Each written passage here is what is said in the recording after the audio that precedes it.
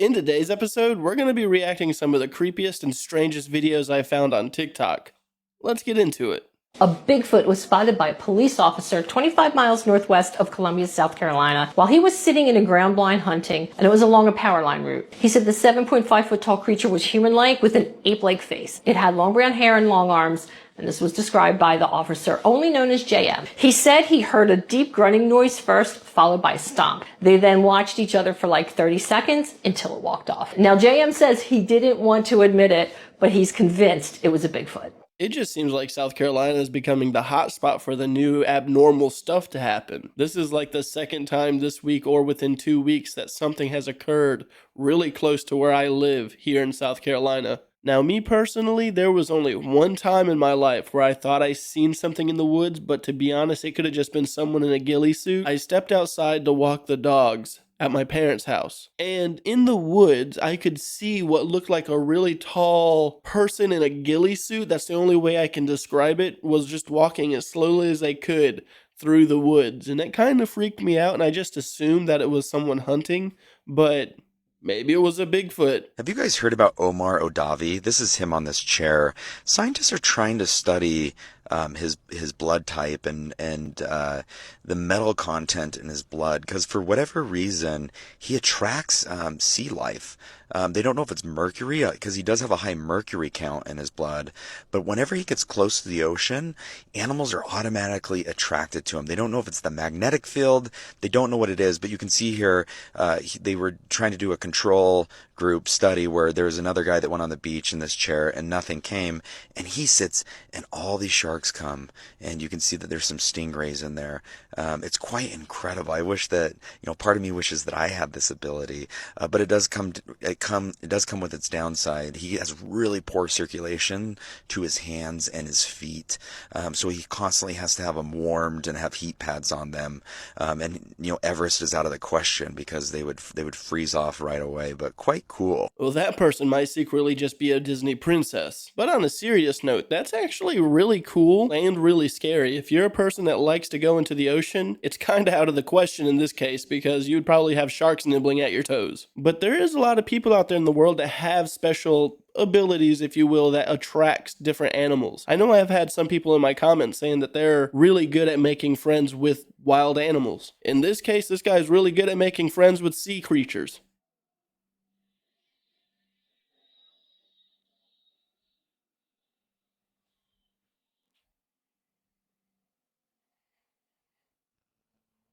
I was tracking a light in the sky.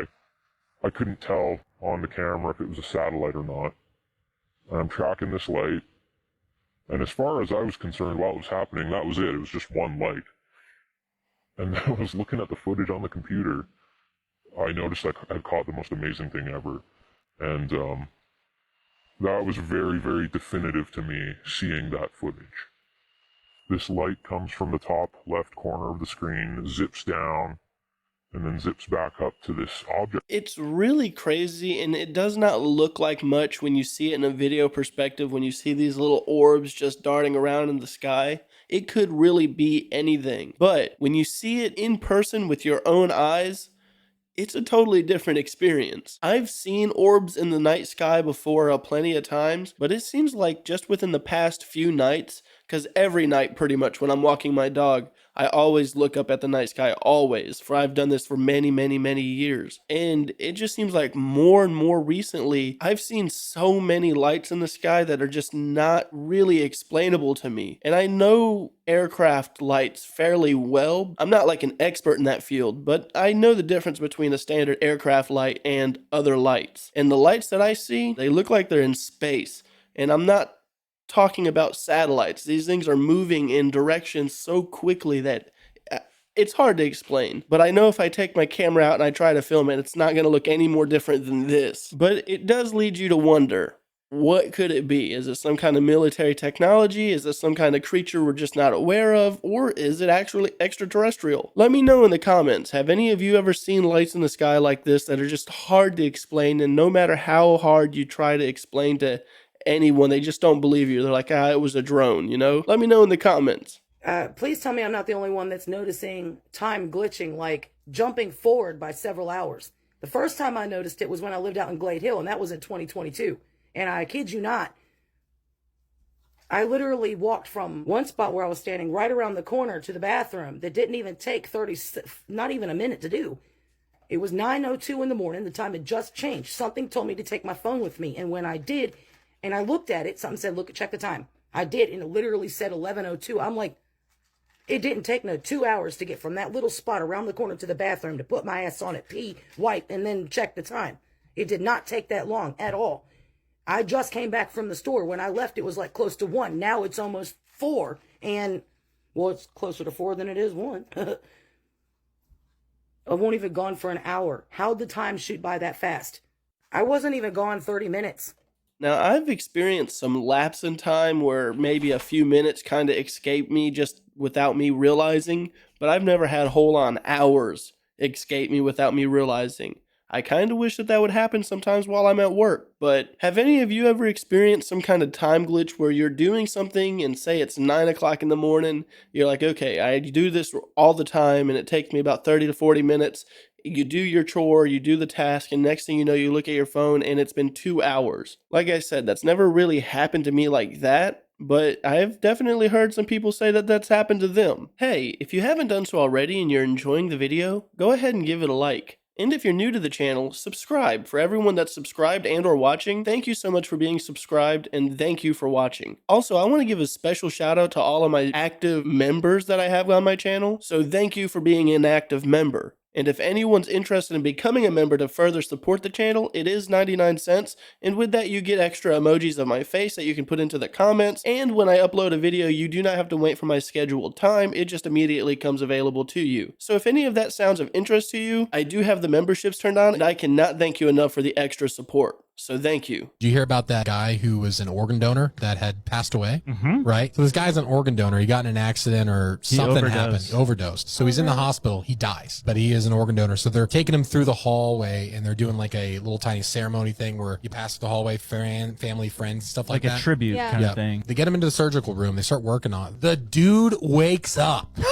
Starts panicking, starts trying to pull out his own teeth with his hands and stuff. But this guy was medically declared dead, and then they were trying to harvest the organs. But then he woke up, and so it makes me think, how often is this happening? No, that's what me and that's Andrew. the Me and Andrew were talking about this the other day. Really? Because I feel like there is a conspiracy to where it's like, Well, yeah, how likely are they to resuscitate you? we could really use this guy's kidneys. Because they're so expensive. Sadly, that just makes it even more hard to believe the medical system, because if you're presumed dead by medical professionals, you would assume that that person's deceased, but as they're going down the hallway, they just sporadically wake up and they're just panicking. It's weird because I feel like there would be better measurement to make sure someone's passed away, unless they are trying to harvest their organs to sell them or to donate them, and they just do not care that the person's barely hanging on or they're barely alive. But why would they risk the opportunity of moments like that happening if that was the case? You would think that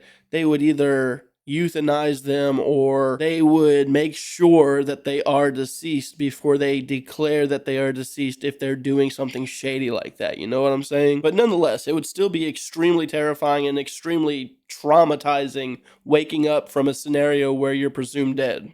This photo is considered one of the best photos of the vortex in the Stanley Hotel. Stanley Hotel is in Estes Park, Colorado, and is considered one of the most haunted hotels in America. So supposedly this photo is so popular that the Huffington Post even did an article on this and other news as well. So the main staircase of the Stanley Hotel is considered to be the vortex, or a portal, that a lot of people believe a lot of the activity is coming from. This photo was taken during a ghost tour as well, where there was no children present.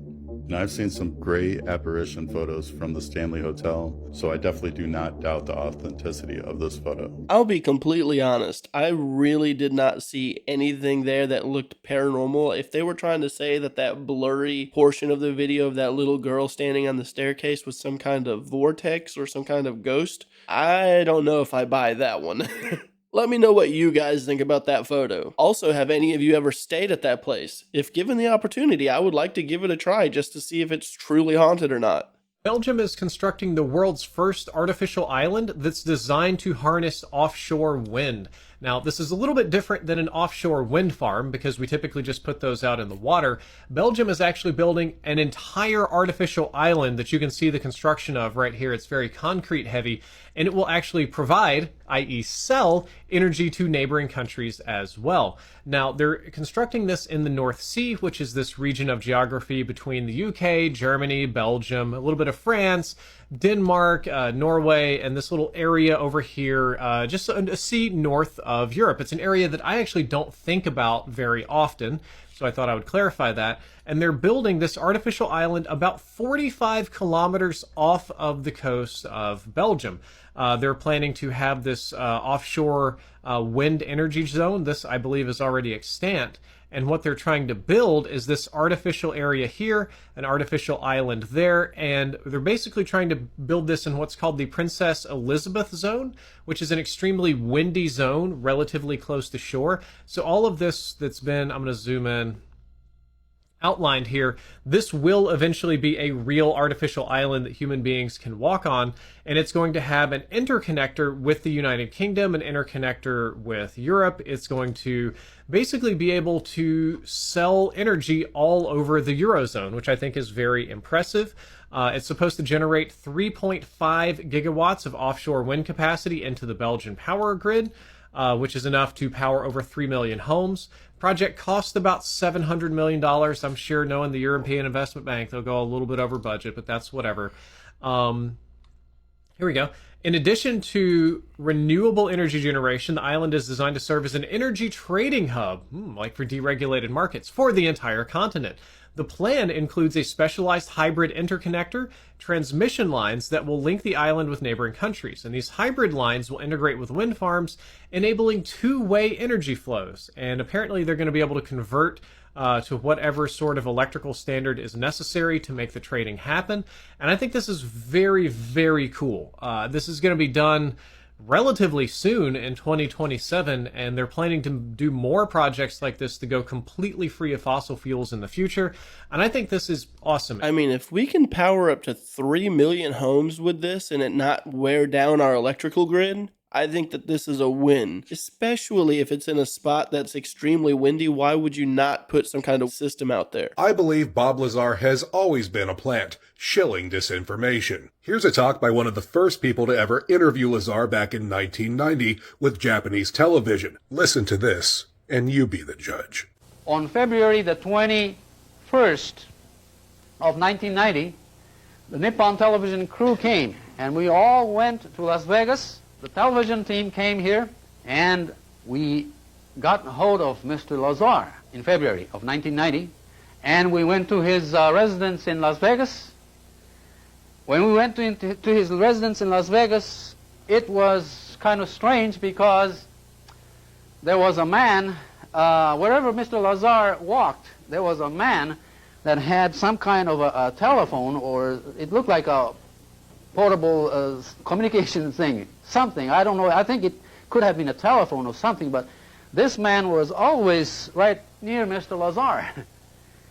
And we asked him, Mr. Lazar, who is this man that's always right near you? And Mr. Lazar, he didn't answer. But it was a strange, this man was there constantly when we were at his house. I wouldn't necessarily say that this is proof or evidence that Bob Lazar is a psyop. Also, that's kind of fighting words to some people. Now, do I think that Bob Lazar is a real person that actually has tried to reverse engineer UFOs and things like that?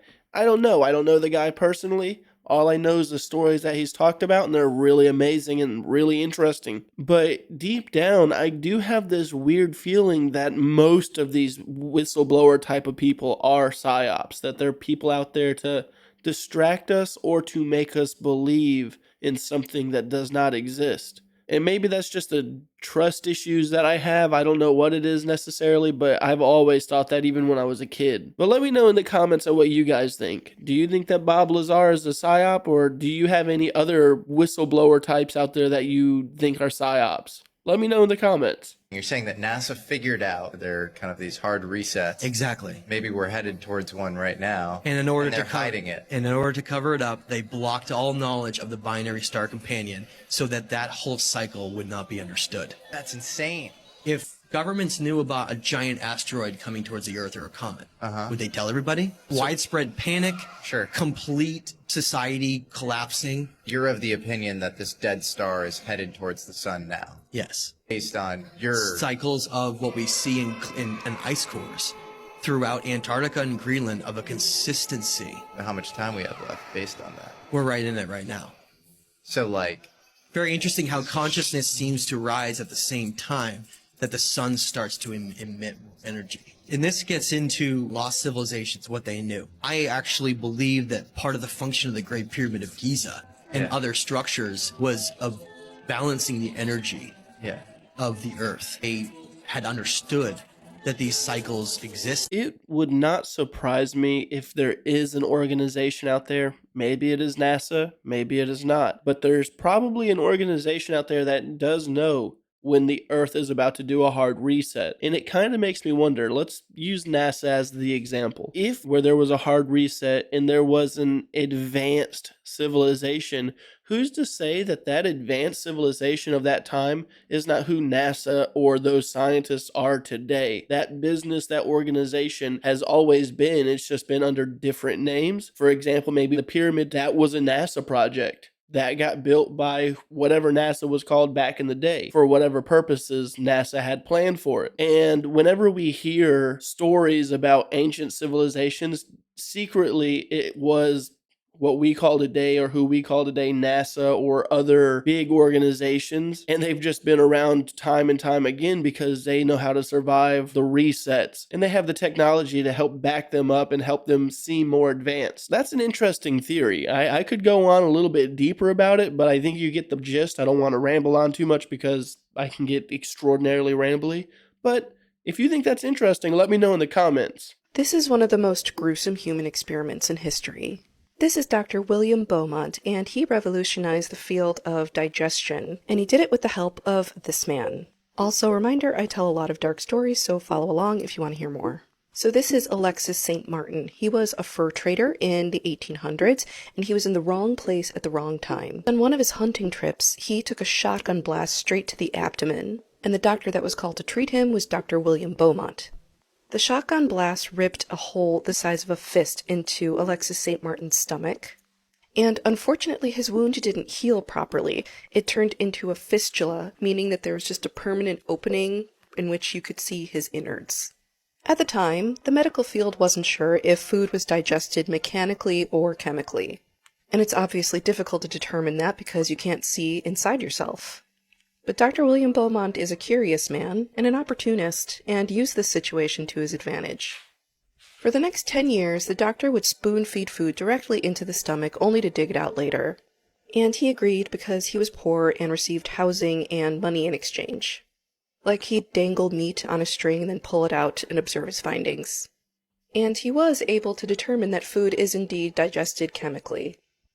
He was able to publish this book, which is still important and is considered the father of gastric physiology to this day. Man, the things that we do for medical science, it's pretty bizarre, pretty barbaric as well, but we learned, I guess. So, there is somebody standing right there. Oh, my camera just went out.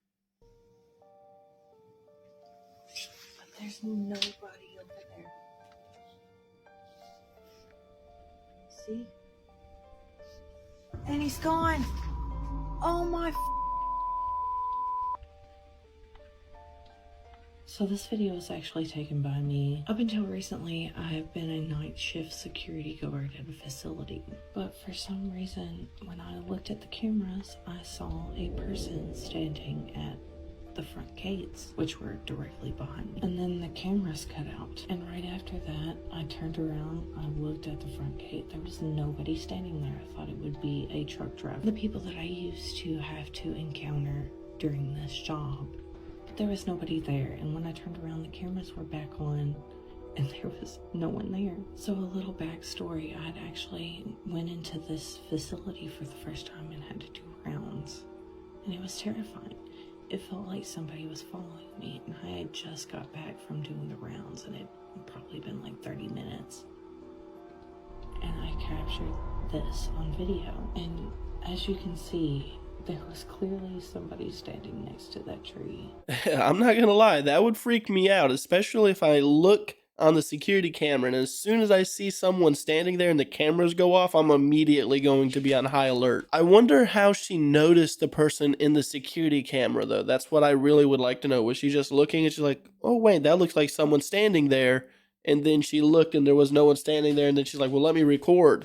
Yeah, I would like to know how that scenario kind of went down to get to that point. But nonetheless, if I would have seen that, that would have also put me on guard for sure. So if an emperor penguin swims 2,000 miles from Antarctica to the western coast of Australia, that means that the earth is flat. I genuinely don't understand the correlation, bro. Why are you trying to co-opt my dog's accomplishment? 2,000 miles? You ever swam 1 mile? My dog swam 2,000 miles. If someone could swim from right here in Antarctica to right here in Australia, then that means that the earth is flat. I don't get the correlation. Y'all help me out. I know there's some people that just came across this video right here. So flat earthers, please help me out in your distinction of how this makes the earth flat. This is a globe, right? This is Antarctica right here. This is Western Australia. How does this prove that it's flat? Please help me. Guys, you gotta help me. But regardless, this is who you need to make famous, dog. Y'all talking about Mudang and freaking Pesto or whatever his name is. This motherfucker swam 2,000 miles. I have never heard anyone claim penguins to prove flat earth. If anyone can explain what he's trying to explain or what this video is trying to explain, leave a comment because it went over my head.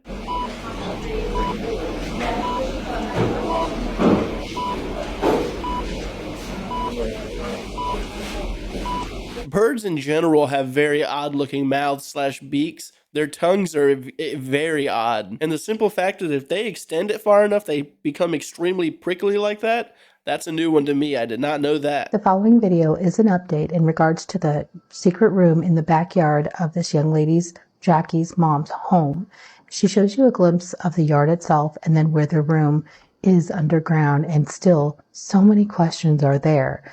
Like, how long has this been there? How long have they been aware of it? And when you look at it, it looks like some sort of holding room or something. It's weird. Take a look at this and tell me what you think. Okay, so the backyard is over here. You go outside, and then you come over here where the yard is. There's the cement area.